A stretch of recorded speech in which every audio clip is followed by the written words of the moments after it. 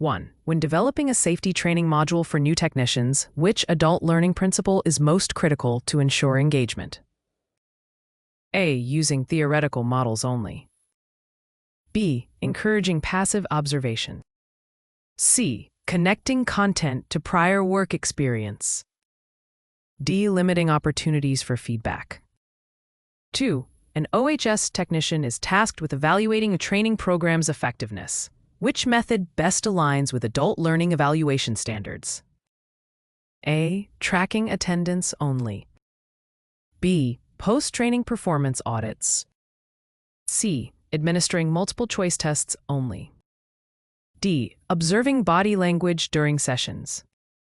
3. In curriculum development for hazard communication training, the technician should first write test questions. B. Identify measurable learning objectives. C. Choose a training room size. D. Create handouts. Which communication method best ensures understanding of lockout-tagout procedures among diverse learners? A. Reading aloud from regulations. B. Visual demonstrations and practice exercises. C. Distributing complex regulatory texts. D. Asking workers to study manuals independently. 5. An OHS technician mentoring a new employee on incident investigation should focus on A. Providing immediate solutions. B. Encouraging reflective questioning. C. Emphasizing personal opinions. Avoiding collaborative input. 6. In compliance training, what is the most effective strategy to align with OSHA requirements? A. Using generic safety videos. B. Customizing content to specific job hazards. C. Avoiding regulatory references to reduce complexity. D. Limiting sessions to under 10 minutes. 7. Which adult learning principle emphasizes the need for technicians to apply learning in real-world contexts? A. Self-directedness. B. Relevance to job roles. C. Memorization. D. Peer competition. 8. When evaluating workplace safety training, a summative assessment is best represented by A. Informal feedback from peers. B. A written exam at course completion. C. Asking questions during training. D. Setting learning goals. 9. During curriculum development for a PPE workshop, what step ensures compliance with regulatory standards? A. B. Ignoring external requirements. C. Using generic templates. D. Delegating design to an external vendor. 10. In mentoring, how should an OHS technician handle a mentee who repeatedly misunderstands hazard assessment techniques? A. Repeat the same instructions. B. Provide hands-on practice with feedback. C. Criticize errors publicly. D. Avoid offering further guidance. 11. Which communication strategy best reduces resistance to change in a safety culture improvement program? A. One-way presentations. B. Interactive dialogue with employees. C. Technical jargon-heavy reports. D. Mandates without explanation.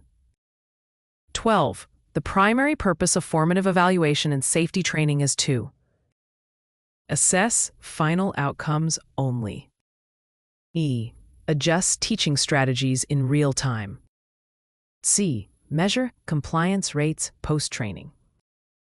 D. Compare workers to industry averages. 13. When creating a curriculum for confined space entry, the technician should A. Focus on memorizing OSHA definitions.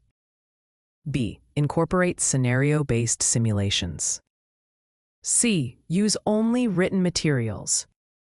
D. Avoid discussing real accidents. 14.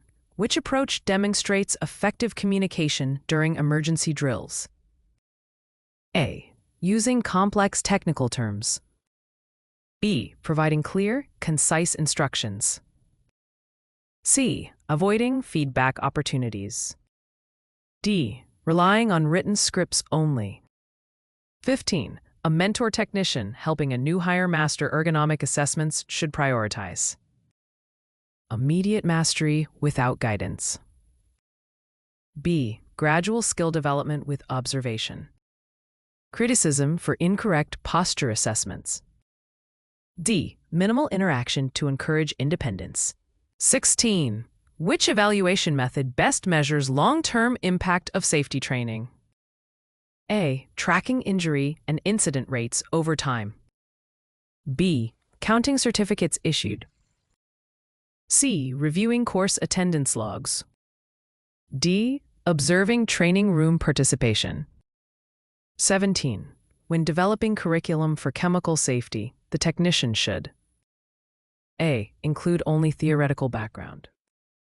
B. Integrate MSDS interpretation with practical exercises.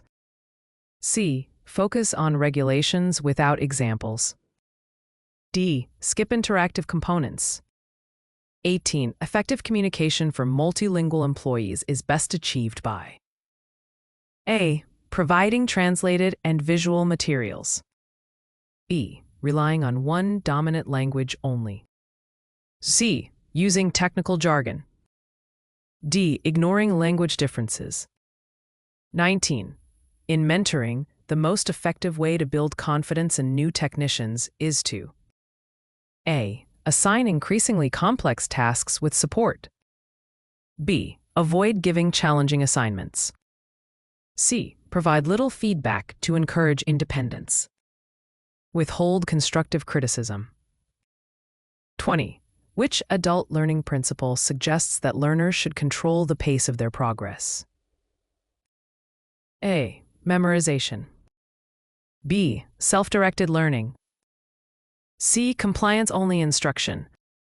D. Instructor dominance. 21. A technician evaluating compliance with OSHA's hazard communication standard should prioritize A. Worker knowledge and correct labeling practices. B. Number of posters displayed. C. Attendance at meetings. D. Frequency of email reminders. 22. Which communication strategy is most effective during toolbox talks? A. Two-way discussions with examples. E. Reading safety manuals verbatim. C. Rapidly listing rules. D. Avoiding audience questions. 23. In developing a training evaluation plan, the technician should A. Identify both learning and performance outcomes. B. Focus only on training duration. C. Avoid measurable criteria. D. Use participant satisfaction alone. 24. What is the primary benefit of using role play in safety training? A. Increases memorization speed. B. Builds experiential understanding. C. Reduces session length. D. Minimizes learner involvement. 25. An OHS technician designing mentoring sessions should ensure A. Feedback is timely and constructive. B. Goals remain vague. C. Mentees avoid asking questions. D. Interaction is minimized. 26. When aligning curriculum development with regulatory compliance, the technician must ensure all objectives match applicable standards. B. Skip detailed references to avoid complexity. C. Prioritize convenience over accuracy. D. Assume compliance without verification. 27. Which adult learning principle explains why workers prefer practical demonstrations over lengthy lectures? A. Goal orientation.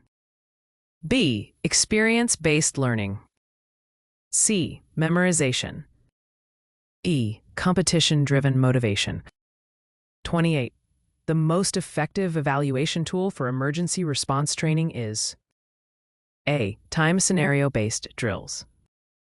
E. End-of-session surveys only.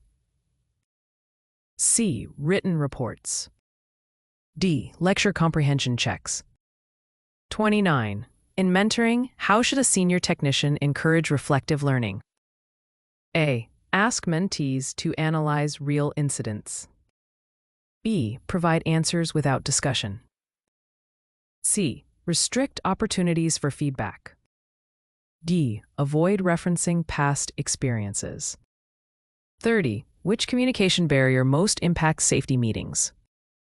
A. Excessive jargon and unclear messaging. B. Interactive discussions. C. Use of visuals. D. Concise explanations. 31. When developing curriculum for machine guarding, the first instructional priority is A. Identifying hazard exposure points. B. Selecting testing methods. C. Scheduling training times. D. Writing the assessment rubric. 32. Which evaluation method demonstrates regulatory compliance most clearly? A. Documented performance audits. B. Informal observations only. C. Verbal reports from employees. D. Trainer impressions. 33. A mentor guiding a trainee through accident root cause analysis should emphasize A. Identifying systemic issues over assigning blame. B. Blaming individuals for faster results. Skipping detailed documentation. D. Ignoring regulatory frameworks. 34. When designing an evaluation plan for a safety orientation program, which strategy ensures both learning and compliance are measured effectively? A. Recording attendance only. B. Using knowledge tests and observing workplace application. C. Asking for anonymous satisfaction surveys alone. D. Comparing training hours across departments. 35. A mentor guiding a new OHST technician in hazard reporting should emphasize A. Timely documentation and clear communication channels. B. Delaying reports until data is complete. C. Minimizing detail to save time. D. Reporting verbally without follow-up records.